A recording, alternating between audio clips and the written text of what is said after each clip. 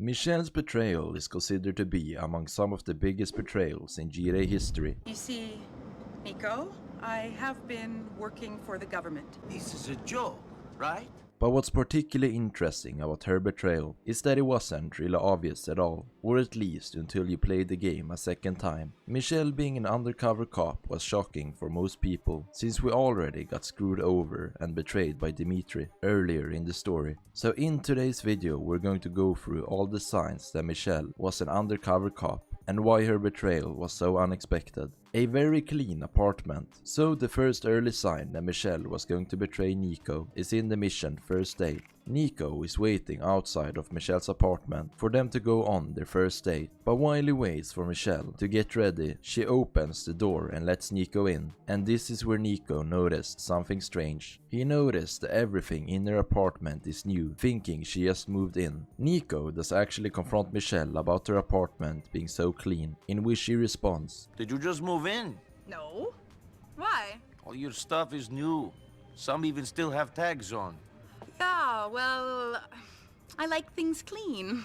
So this sign doesn't really expose her for being an undercover cop, but it's an early sign that Michelle wasn't as truthful to Nico as we want to believe. Also a small detail about this cutscene. Notice how Michelle is taking a tag off one of the couches. This suggests that she screwed up and tried to come up with the excuse that she got OCD and just hates when things are dirty. Yeah, I'm kind of obsessed with cleanliness. Things get on my nerves and I just throw them out. OCD or something? She knew everything about crime. When taking Michelle on dates, she will constantly comment on crime. For example, if you take her to Mikael Faustin's club, she will say, Weird crowd in that place. Packed with criminals. You seem to like going to Perestroika. Why is that? It's just the first place I went to. Even the Irish bar in Dukes doesn't escape her suspicion. Interesting place. Seems like the kind of place Irish mobsters would like to hang out, don't you think? I haven't really thought about it. Why does Michelle keep referencing crime? Why is she constantly pointing out gangsters at different venues? Why is she so curious about Nico's involvement with them? This behavior stands out. It's not normal for a date to repeatedly bring up criminals or suggest that the people around them might be mobsters. It's almost like she's fishing for information, and that's not something you'd expect from a regular romantic interest. Michelle gets Nico drunk on purpose. If you go drinking with Michelle in the Comrades bar or the Irish bar in Dukes, there is a conversation where Nico accuses Michelle of spiking his drink. Why do you always go and get the drinks?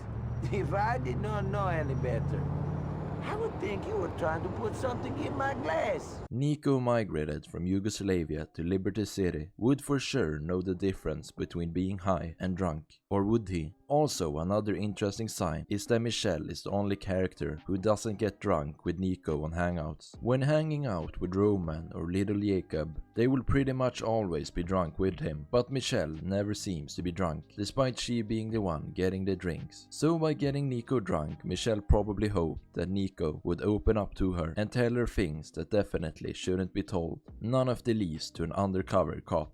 And in that way she would be able to get enough evidence to set Nico behind bars. Michelle knew what Nico was up to. Another clear sign that Michelle isn't who she says she is comes from the fact that she seems to know exactly what Nico is doing, almost like she's keeping tabs on him. There are several moments throughout the game, both during dates and in the main story, where Michelle or Karen shows knowledge she shouldn't have. It starts as early as the first mission, first date. As you're driving to pick up Michelle, Roman calls and says that Albanian loan sharks are coming after him. Nico, Ryder has me cornered in the court, under the L train on Firefly. What does he want? Oh, I can't think what he could possibly want, or why he'd be pissed off, can you? Which leaves you with a choice. You can either help Roman or go on the date as planned. If you choose to help Roman, Nico will eventually tell Michelle that he had to take care of something. So, Nico, why couldn't you come on the date earlier? What happened? Roman got himself into some trouble. I had to help him out. Really? Does Roman get himself into a lot of trouble? Is he involved in criminal stuff? Roman? He's made some mistakes. Got involved with people he shouldn't have, but really he is a legitimate businessman. But even before that, as you're driving Roman back, Michelle sends Nico a message. Nico, where did you go? I couldn't find you. Did something important come up? Are you involved with some bad people? Now, that's a huge red flag. Michelle just met Nico. There is no way she'd already be suspicious of him, unless she had prior knowledge or someone was watching him. How else would she know that Nico beat up the Albanian loan shark, or that he killed Bledar? But wait, there is more. It happens again on another date. Michelle randomly brings up Roman's gambling addiction. How's Roman? Okay, He likes to gamble, though, doesn't he? I don't know about that. Mallory said he was in debt to some criminals. Do you know about that? No, That would really scare me. Organized crime, I mean. me too. This sounds casual, but it's calculated. She's fishing for information. She claims Mallory told her, but it's suspicious how she always has perfect timing with these questions. Right when Nico is getting involved with shady people, then she starts asking questions about Vlad. What do you know about that guy, Vlad? Nothing. He's a friend of Roman's. Really? I met him. He seemed angry. How you say, aggressive to hide inadequacy? I never see him again. Why? Mallory mentioned him, that's all. And once again, she blames this on Mallory. But at this point, it's obvious Michelle is doing more than just chatting. She's profiling Nico and the people around him. But the most suspicious moment comes right before she reveals who she really is. She calls Nico and says, Hey, Nico. Mallory tells me you are working with Elisabetta Torres now. Do you two know each other? Elisabetta seems to have a lot of friends. That's because she's a dealer, Nico. Junkies like the people who supply them with drugs. You aren't getting involved in that world, are you? I'm trying to avoid it, Michelle. Maybe I do a few errands for Elisabetta. Nothing serious, though.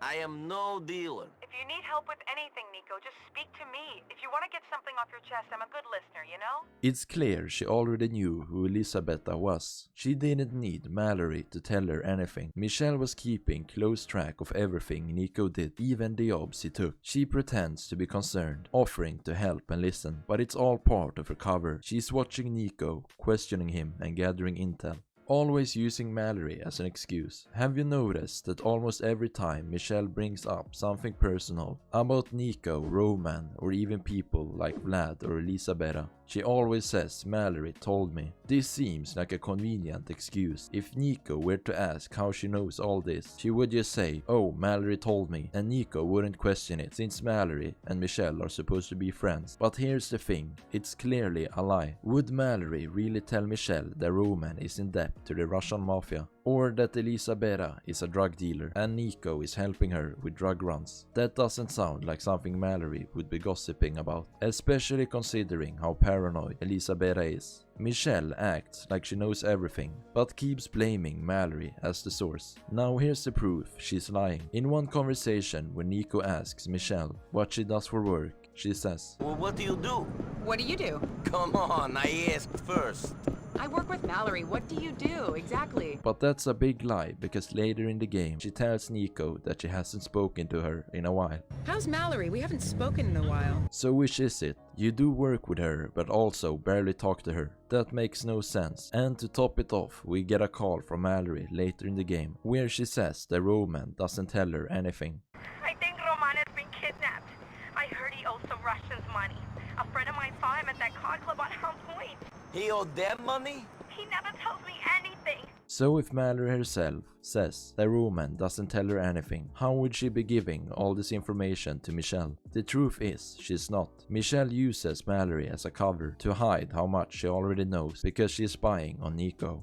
Michelle asks Nico too much questions, and the last but probably most important hidden sign that Michelle was going to betray Nico was that she was asking too many questions. When you take her on a date, all she does is ask questions non-stop, and it's not small talk or normal first date stuff. She constantly brings up crime, Nico's past, Roman's business, and tries to get Nico to open up about his illegal activities. She never shares anything about herself, and when Nico asks about her job or background, she dodges it or changes the subject. She flips the question back to him. It's always about Nico's life, his family and his problems, and it gets even worse when he's drunk. Every time you leave a bar with her, Nico says things like, What was up with all those questions, Michelle? Are you drunk? I am really very drunk. I do not like those questions. I don't want to think about it. This means she's grilling him while he's drunk, hoping he slips up and says something he normally wouldn't, and it's clear she's doing it on purpose. But the craziest moment happens in their final conversation with Nico before she runs out of dialogue. She straight up asks him, Listen, it's a bit of a strange question, but do you know where I can get some what? drugs? No, I didn't know you liked to party. No, it's for my cousin. Sure, that's what everyone says. come on, that's basically her testing Nico, seeing if he'll help her get drugs. That's something undercover cops do in real life. She tried to get Nico to commit a crime so she could arrest or blackmail him. At this point, it's not even a surprise anymore. Michelle pretends it's for her cousin, but it's obvious she's trying to see if Nico will get involved in drug dealing. And that connects directly to the snowstorm mission, where she finally reveals herself. But why then? Because Nico was caught with a huge amount of drugs, which was the proof she needed, and instead of arresting him, she blackmails him into working for the United Liberty paper. So yeah, while Michelle's betrayal wasn't that obvious in the story, her intentions became clear through hangout conversation and her ability to identify crime everywhere. It became obvious that she wasn't just there for Nico's personality and charming charisma. Where's luxury condo? Where's sports car? Where's Barbara with big titties and Stephanie who sucks like a vacuum? What are you talking about? Dimitri Raskolov, GTA's biggest rat, like literally, from tricking Nico into killing Mikael Faustin to later betraying him right after. And you used to work the coast in the Mediterranean, smuggling people into Italy. I don't know what you're talking about. But you messed up and left a lot of bad debt. He is for sure one of GTA's most complex and interesting characters. We are going to go through all the signs that he betrays Nico and how he somehow tricked him to betray and kill Mikael Faustin. You brought this on yourself! You push things too far! Dimitri was born in the Soviet Union in 1969 and served in the Soviet army during the Cold War. At some point, Dimitri migrated to Liberty City alongside Mikael, who he met in a Serbian prison. It is revealed that in prison they treated each other like brothers, where Mikael protected Dimitri from being sexually assaulted by the other inmates. You think Dimitri would have survived prison without me? He'd just be some prison queen had I not been there.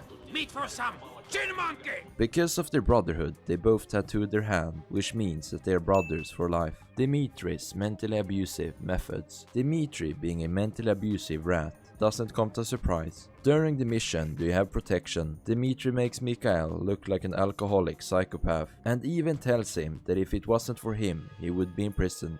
Where would we be now if I was calm like you? Let me guess. In a prison camp in Siberia. But what's particularly interesting about this conversation is that Mikael says that he can see through Dimitri after all they've done together. Don't think I cannot see through you. After all we've done together. You're getting delusional. Suggesting that he always manipulated him until Mikael just couldn't stand it anymore, and that's when he began drinking more and more. Dimitri hated Nico at the moment they met. Dimitri, who kidnapped the cousins because of Vlad's death, didn't take it as lightly as Mikael did. Get that job, you deadbeat crackhead! Just a little change, man! Man, where do these people get up?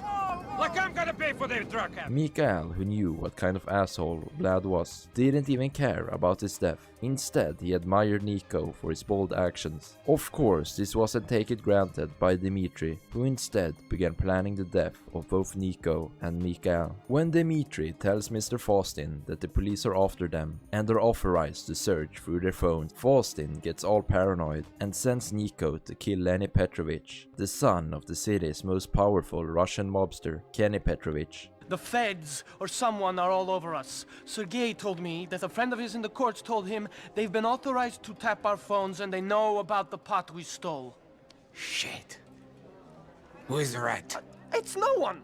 It's just the way we've been behaving. Making too much noise. This was inevitable. We're going to have to calm things right down for a while. It's that fuck guy, yeah. I know it is. I saw it in his eyes. You know? That guy! Dimitri tries to reason with them, saying Lenny is dating his cousin and that law enforcement doesn't need a snitch to keep tabs on them. But his meaningless words weren't enough to save him. By the pot! That's Lenny! He's my cousin's boyfriend, it's not him. Yes, he's a moron, yes, but he's okay. I don't trust him. What? I just told you! Something particularly interesting about this mission is when Nico confronts Lenny. He tells him that he would never do that, and that he already has enough shit on his name. Mr. Faustin thinks you're a rat. He ain't taking no risks. I'm into more shit than Mikhail could even imagine. Why would I rat?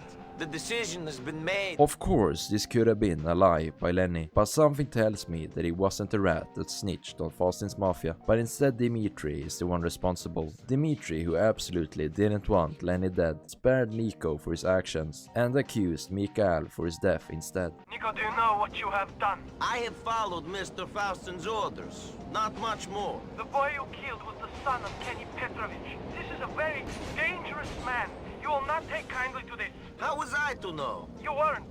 This is Mikhail's craziness. I will speak to people and see what I can do. Right after, during the mission, the Master and the Molotov, Dimitri explains to Nico how he, the person he killed, Lenny, is the son of Kenny Petrovich, Liberty City's biggest crime boss. He tells Nico that he must kill Mikhail because the Petrovich family is now after them, and he says that as long as he's the one to finish the job, everything would be fine. I told them you were a hired gun. And they said, as long as you were the one to kill him, you'd be spared. Whether it was an order from the Petrovich family is unclear, as it most certainly could have been a lie from Dimitri to kill Mikhail and take over the business once and for all. But something even more interesting is that right before Mikhail demands Nico to kill Lenny, Dimitri doesn't mention anything about Lenny being the son of Kenny Petrovich. Instead, he tells him that he is his cousin's boyfriend, suggesting that this might have been part of Dimitri's plan all along. Before Nico kills Lenny, he can call Dimitri, and he once again doesn't mention anything about Lenny being Kenny Petrovich's son. Dimitri, should I do this? Should I kill this boy for Mr. Faust? Just 1 second, Mikhail. It's nobody. We cannot talk just now.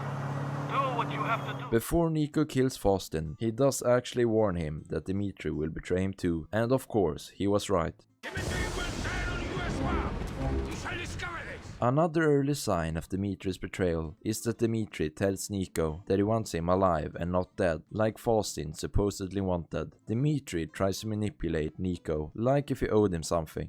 You killed Vlad. That angered Mikhail no matter what he said. It was very difficult for me to persuade him that a man like you could be more useful to us alive than dead. You trying to tell me I owe you my life? No, I'm not.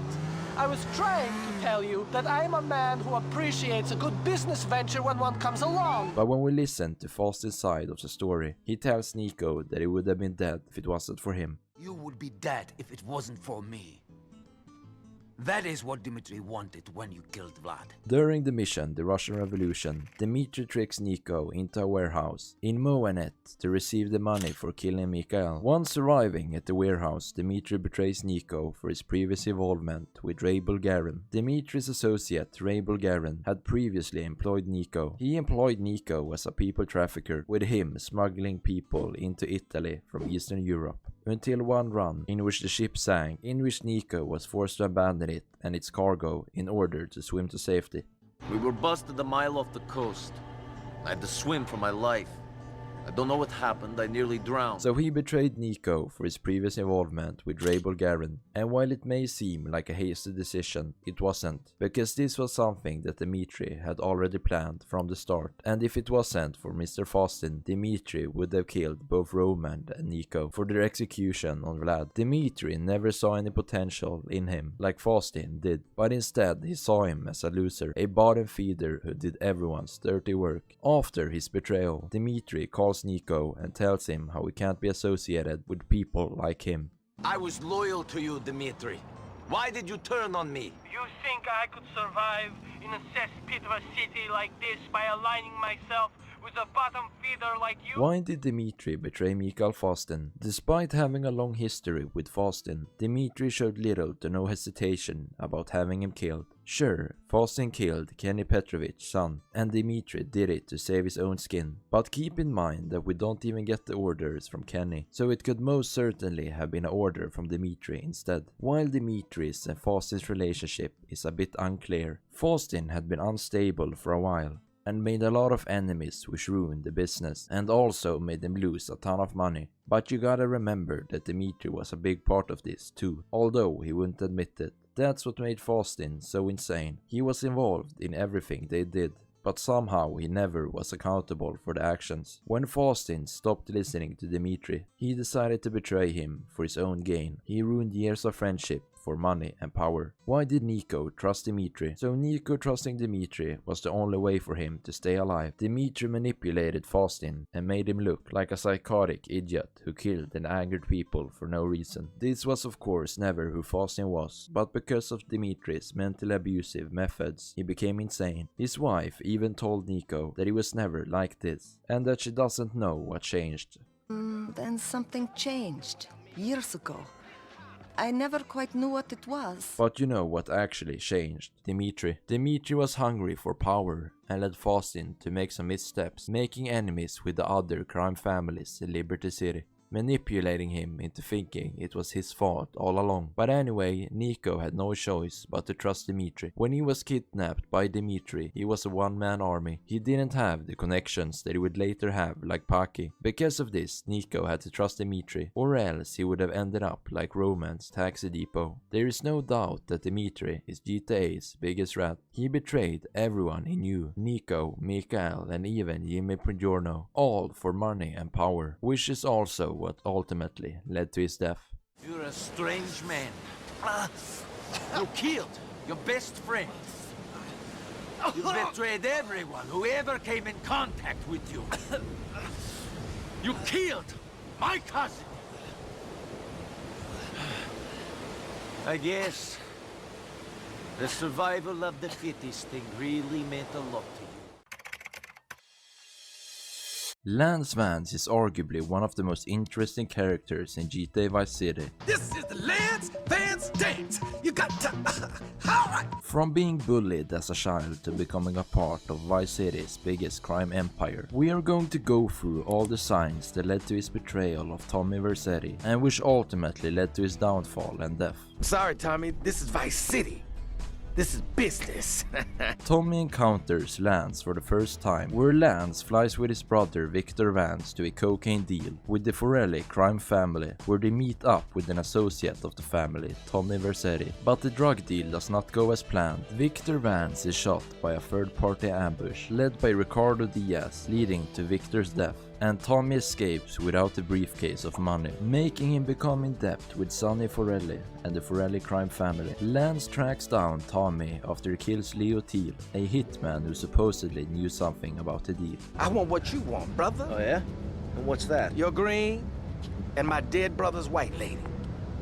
Unfortunately, you just silenced our lead. And they both agree to help each other get revenge on Ricardo Diaz, and Tommy is slowly beginning to accept Lance into his crew. In Vice City stories, it's revealed that Lance and his two brothers, Victor and Pete, grew up in poverty. Because their mother had a drug addiction, they were raised by their aunt Enid, who they saw as a mother figure. Hello, boys! Mom! Victor, put your brother down. What are you doing here, Mom? I'm cleaning up my act. I'm off the drugs for good. You come here to ruin things for us again. How can you say that? I raised you! Aunt Enid raised us, not you. Lance is first mentioned by Victor, who told the surgeon that his brother Pete is sick with asthma, and implying that Lance is sick in a psychological way. One is real sick, asthma, and I gotta pay the bills. The other, well, maybe he's sick too, but in a different way. Lance and Victor initially created the Vance crime family to earn money for Pete's medical expenses. It's the American dream, baby. Pete with good medical treatment. Lance was often teased about his name in school, which he still is very sensitive about. During the mission Phnom Penh 86, he works for Ricardo Diaz, lying that his name is Quentin. Tommy laughs at Lance for that name, suggesting that he's still insecure about his childhood trauma. What's they puzzling me? What's with Quentin? I don't know. I always kind of liked it. Quentin Vance. Vance? You hate Vance Vance? Hey, I got enough of that at school. Lance Vance, poor bastard. When Lance and Tommy first meet during Alley Brawl, Lance says, I'm gonna go see what I can dig up. I'll be watching you, Tommy. Despite not being introduced in any way. This suggests that Lance already knew about Tommy and that he might have collaborated with Sonny earlier than we thought. Sonny wanted Lance to know what was going on in Vice City so he could report it to the Forelli crime family. This is further supported during a phone call with Sonny, where he somewhat threatens Tommy, revealing that he's tracking his movements. You never write me, you never call. Don't you want to be friends no more? I've been busy trying to sort things out. You didn't give me a lot of support down here, Sonny. Oh, my fault, is it? Well, I've heard you've been busy, all right. Busy killing drug barons, busy taking over. Don't forget about us, Tommy, because I can assure you, I ain't forgotten about you. Lance Vance appears once again during the mission Guardian Angel. In this mission, Tommy is tasked to protect Diaz. But before that, however, we gotta go to the multi-story car park to get a Kruger. Everything goes well till Lance suddenly appears. Lance surely knew about the deal since he was working for Diaz, but how did he know that Tommy was going to be at a specific car park? Lance knew all along that Diaz was responsible for the ambush at the drug deal, without any evidence suggesting it's true. Lance tells Tommy that the word went on the street, but when he says it, it sounds like he's not telling the entire truth, and that he got the information from another person. Hey, I've been asking around. It's obvious that Diaz jumped the deal and iced my brother. And he'll kill you too. I can take Diaz. No, listen to me. So, Tommy, we know it was Diaz busted our deal, so why in the hell are we running errands for him? During a phone call, Lance tries to convince Tommy to attack Diaz, although Tommy has previously told him that it will always be time for forceful solutions. We can do this thing, you and me, no problem. You know what I mean? We're going to have to do it, because otherwise we're going to be dead, Lance. We're in too far now. But thanks for the call. Speak to you later. Lance on the surface appears cool and collected, but is very impulsive. During the mission Death Row, his search for vengeance against Diaz results in him getting captured and tortured by Diaz's men. He is only saved from death in the nick of time by Tommy, who had risked his own life to save Lance. Fighting through a swarm of Diaz's men, Lance redeems himself by supplying the M4 carbines to Tommy, which the two of them used to finish off Diaz and his Colombian gang. Death Row was an early sign of Vance's betrayal, where he let his impulsiveness control his emotions. He killed my brother.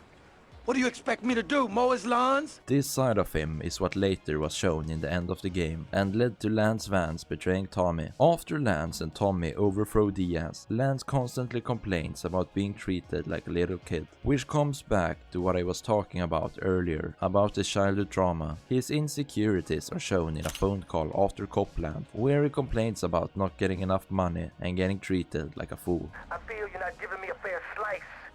And more than that, you've been embarrassing me in front of the boys. I can't have that. Tommy, I've done everything for you. You treat me like a fool. Don't do that. But this is simply not true, as the only instance Tommy shouts at Lance is in the mission Bar Brawl, where he screams at Lance for not doing anything for the business. What's the problem? Some bars refusing to pay. They reckon they're protected by a local gang of thugs. But don't worry, Tommy. I can handle it. You call this handling it? You two, off your asses. Tommy never told Lance to not establish himself, but all Lance did was complain and expect everything to be handed to him on a silver platter. During one of the last printwork missions, Tommy heads to Viceport to intercept the counterfeit plates landing at the dock. Lance tells Tommy that he and the other gang members will be nearby in case he needs to lose some heat. Me and the boys will be around in the neighborhood in case you need any heat taken care of. But Lance never shows up, indicating that something isn't right. Shortly before, Tommy is being attacked by the Forelli crime family and betrayed by Lance. Tommy declares the Vercetti business as his operation, implying that he viewed the criminal enterprise as his company instead of a partnership. Guys, we gotta make this final. We gotta leave no doubt that this is my operation. Mine! This was a build-up for the plot twist where Tommy's hubris took over, leading to Lance betraying Tommy, revealing that the cash payments were elsewhere. The real cash is upstairs in the safe. Which leads to Sonny invading the Vercetti estate. Lance Vance was obsessed with materialism as seen in Vice City stories. I found a way in. 2 kids, broken home, no education, no father. What? And rich as shit. I met a big player. and we'll get big money for doing absolutely nothing. So he tried to use Tommy for his own winning, but when he realized that Tommy wasn't so dumb, he turned on him. Ultimately, it was Lance himself who was his own worst enemy. Despite getting revenge on his brother and earning the respect of Tommy, who accepted him as an equal partner in his new drug empire, Lance chose to betray him to Sonny Forelli because of business, and that he had enough of being dismissed and looked down upon. It is pretty poetic to think that before Lance's death, Lance told Tommy, "No one to cover your ass now, eh, Tommy?" despite Lance himself being the one who was left alone by his own careless ambitions. The betrayal of Stretch is considered to be among some of the biggest betrayals in GTA history, but what's particularly interesting about his betrayal is that he not only abandoned his family, but he made history repeat itself. Don't forget to leave a like and subscribe to the channel, and let's get into the video. Stretch made friends in prison before Stretch came out from prison and met up with Franklin and Lamar. Oh, no. He made some posts on his Life Invader page about his experience there. It's revealed that during this time, Stretch began building bridges with the Ballers. In another post, he says that he runs the show inside and outside of prison. This is later confirmed in the mission shot when Franklin and Lamar are kidnapping the OG Ballers member, D. He says that he doesn't have any problems with the Chamberlain gangsters, which is the same set Stretch is in. Man, I ain't got no beef with the CGF. Later, during the drug deal in the recycling plant, Stretch tells D that he did some time in prison with his folks. My nigga just got out crossing lines, did some time with some of your folks. Stretch's connection to the Ballers is further seen after the recycling plant drug deal, where Stretch talks about taking contact with them and even betraying Franklin and Lamar if he has to. I'ma reach cross lines, alright? Conversate with the purple homie. But if I gotta hang you assholes out for this, the gang comes first. Lamar began a war with the Ballers. The consequence of Lamar and Franklin kidnapping D led to a big conflict between the families and the Ballers. Stretch, who knew people from both sides, wasn't so happy about that. In a phone call after the wrap-up, Stretch talks to Franklin about controlling Lamar. Stretch, Franklin, dog, you got to control the homie Lamar. Dude is on one. Ballers are pissed. Man, ain't nobody controlling Lamar. Stretch later talks about an irreversible process to control Lamar, and what it means is killing him. Homie can get controlled, homie, but it's an irreversible process, if you feel me. Oh, you got jokes, huh, motherfucker? Franklin left the Chamberlain gangsters. You see, during Stretch's time in prison, he kinda lost his position of power, with Franklin and Lamar now running things within the families. You punks was little homies, and I was a big homie. Now I'm out, and you little homies is big homies. But you still gotta respect. Man, what the fuck this talking about? Franklin explains to Stretch that he is not part of the Chamberlain set anymore and even has beef with them, and decided to start his own set called the Forum Gangsters. We ain't CGL for life, cause all that means is we giving you money for nothing. We got our own shit now, homie. Forum Gangsters. Stretch losing his position of power within the families and also being shown no respect builds up an inner anger for revenge. Shit, you gonna get yours. Stretch betraying Franklin and Lamar was mainly about missing the old gang hierarchy. He misses the good old days where younger recruits respected the OGs and was beaten up if they didn't listen. Man, fuck the OGs then. You know what I'm saying? This ain't no motherfucking pyramid scheme. The pyramid scheme. Stretch's pyramid scheme is based on the family's old traditions, where the new young recruits worked to pay for the OG's bills. This is something that Franklin completely ignores, and Stretch does not take it for granted. In a phone call, Stretch tells Franklin that his payments are late and that he owes him after starting a war with the Ballers. Where my dudes, motherfucker? It's like membership payment time. Oh, shit. I'm sorry, man. If you and Lamar wasn't so stupid to set up a deal with a Ballers fool wanted to clap your ass, we'd all be fine right now. Punk, you owe me. Later on, when Franklin is given a luxurious house by Lester, Stretch calls him and has one or the other to say about it. Hey, man. Round the way, they saying you got this high-end whip lick on the go. Is that what's up? Man, don't listen to them fucking snitches, homie. You know what's happening. Where my cut, motherfucker? You got to bring the OG in, you dig? Nah, I don't dig, motherfucker. I ain't into that pyramid shit no more. Franklin, who started to make millions working with the professionals, made Stretch jealous, which was a deciding factor for his betrayal. Hood Safari. The most clear sign of Stretch's betrayal is during the mission Hood Safari, where Stretch sends Franklin and Lamar to Grove Street to make a deal with the Ballers. But what Stretch didn't expect was that Trevor was going with them too. I want a taste of the other side of the brick. Now you heard what your boy said, you're leaving. Hey, give me that back! Did we ask for a key or a fucking ounce? Trevor saved the life of both Franklin and Lamar, and they managed to come out alive. What's interesting about the drug deal is that Stretch had really good connections with the Ballers, so there is no reason they would try to scam them for such a little thing, unless this was something planned by Stretch. Because as we know, he was already jealous of the money Franklin was making. Franklin calls Lamar after the mission, asking him if he has called Stretch about the situation, in which Lamar will reply, saying that Stretch was as shocked as they were. Man, have you spoke to Stretch? I want to know what happened with that thing. Yeah, homie, Stretch was as shocked as us. Really? But he didn't have half of Davis run up on him. Nah, homie, I don't think he was as shocked as us. Stop bugging, homie. You need to take a page out the crazy white man's book. That dude cold. Look, man, keep an eye on Stretch, dawg. I'm serious.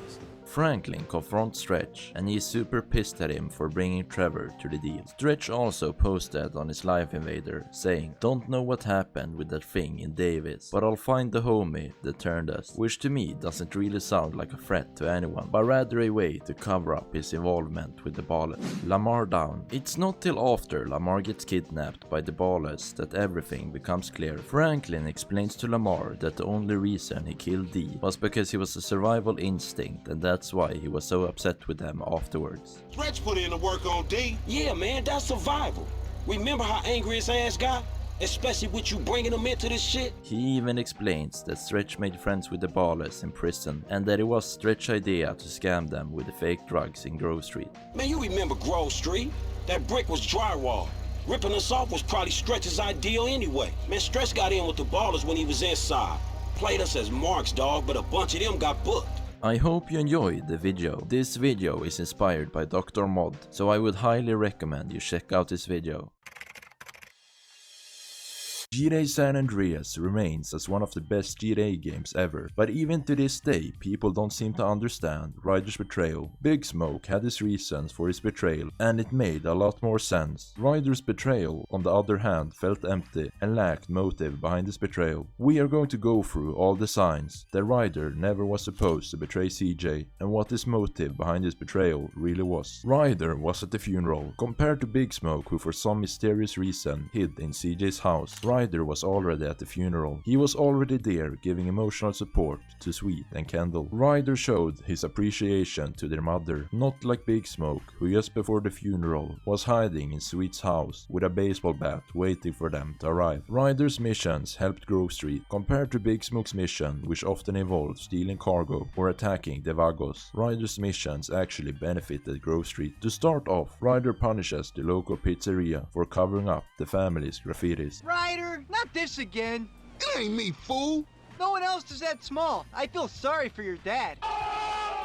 He also helps us steal weapons from the army to give to the families. A variety of Ryder's missions is intended to gather weaponry for the Grove Street family members. This is something that Big Smoke's missions doesn't have, as all of his missions revolve around gang war against the Russian mafia and other gangs around the city. Russians? Now all my life I've been told to fear the Russians, but I ain't never even met one. Then the wall comes down and we all supposed to be friends. 5 minutes later, my cousin gets laid out by some Rusky fresh off the boat. For real? For real. While Ryder's missions primarily center around Grove Street, Ryder wasn't afraid to talk bad about the Ballers, while Big Smoke never mentioned anything about them. Ryder's house. Something that really quickly exposed Big Smoke's true intentions was the location of his house. While Big Smoke came up with his whole excuse to move out of Grove Street, Ryder still committed to Grove Street. Hey, Smoke, tell me why you moved out to Grove. That man got some money from my aunt. I mean, it's a nice place and all, but the Grove is in my heart, baby. It's where my dogs is at.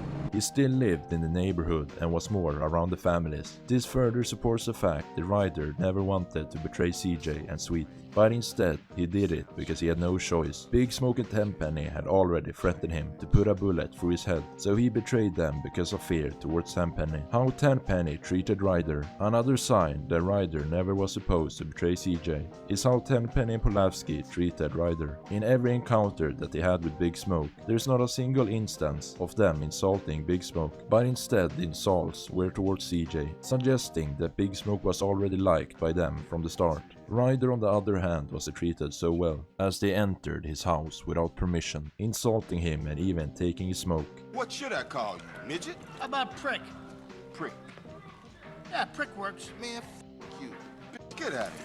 During the mission drive-through, Ryder shows a lot of signs that he never was supposed to betray CJ, or that he never wanted to. Before actually ordering food, Ryder mentions the green saber and how he quickly drove by the hood. Some people say they saw a green saber doing the work, then speeding away. Yeah, but people like to talk, don't they? Interestingly enough, Big Smoke corrects Ryder, knowing that he said too much. Whether Ryder was a part of Big Smoke's plan to take over Grove Street all along is unclear, as this could most certainly have been something that he implanted in Ryder's mind later in the story. Once ordering the food, Big Smoke makes his gigantic order to make time for the ballers to show up. I'll have 2 number 9s, a number 9 large, a number 6 with extra dip, a number 7, 2 number 45s, 1 with cheese, and a large soda. Big Smoke continued eating his food in peace, while being shot by the ballers at the same time. Why you ain't blasting, Smoke? I'll shoot him when I'm done eating. Compared to Big Smoke, Ryder actually shot back at the ballers, which suggests that he was never part of the plan and still believed in the Grove Street families. After the drive-by, Ryder does actually call out Big Smoke for not shooting at the ballers, being surprised by his actions. Oh, man. That food filled a hole. You chubby motherfucker. Next time you better start blasting or I'm gonna blast you myself. All this suggests that Ryder was never working with Big Smoke or Tenpenny during this time in the story, but later turned to their side because he had no choice. When CJ finds out that Big Smoke and Ryder betrayed them, he never mentioned Ryder being there. He only mentioned Big Smoke betraying them and nothing about Ryder. Oh, no. Shit, Smoke, what you into? Shh, that's it. Look at that ride. Even after he finds out the Ryder sold them out, he only mentioned Big Smoke to Sweet. Smoke, and he and Dick, Penny and some ballers. He sold us out. Suggesting the Ryder was never going to betray them, and that this was a change in the script by Rockstar Games. Also, looking at Ryder's character model suggests that he has been copied and pasted, as his character seems a bit out of place. Introduction movie. Before GTA San Andreas was officially released, Rockstar Games released a 20-minute movie to explain the plot of the game. In this movie, Big Smoke is mentioned a lot, but Ryder is nearly never mentioned. Listen to when Tenpenny talks about Big Smoke being the only rat and not Ryder. I knew that fat fuck would see it our way. Yeah, always do once they understand the choices we're offering. But what's actually interesting about this movie is that we get to follow 3 ballers talking about executing the drive-by on CJ's mom, where they talk about turning one of the family's OGs to their side. But we copping off one of they OGs, man. You sure this is cool? Or this some kind of trap? Ain't cool, man. And if anyone tries shit, Notice how they only mentioned 1 OG and not 2, suggesting that he was referring to Big Smoke. Right after this, in a conversation between Smoke and Ryder, Smoke talks about not having a choice if someone puts a gun to their head. And we don't have a choice. Ain't nothing to feel bad about. You put a gun to a brother's head, brother's gonna do what he's told, no matter if he's a fool or a wise man. Ryder, on the other hand, doesn't seem to be so convinced by Smoke's speech. Smoke instead threatens him, saying that he will not have a choice. This indicates that Ryder betraying CJ was never something that he wanted to, but instead something he had to do. He betrayed CJ and the families because of his fear towards Tenpenny and Big Smoke, while Smoke, on the other hand, sold them all out just for money.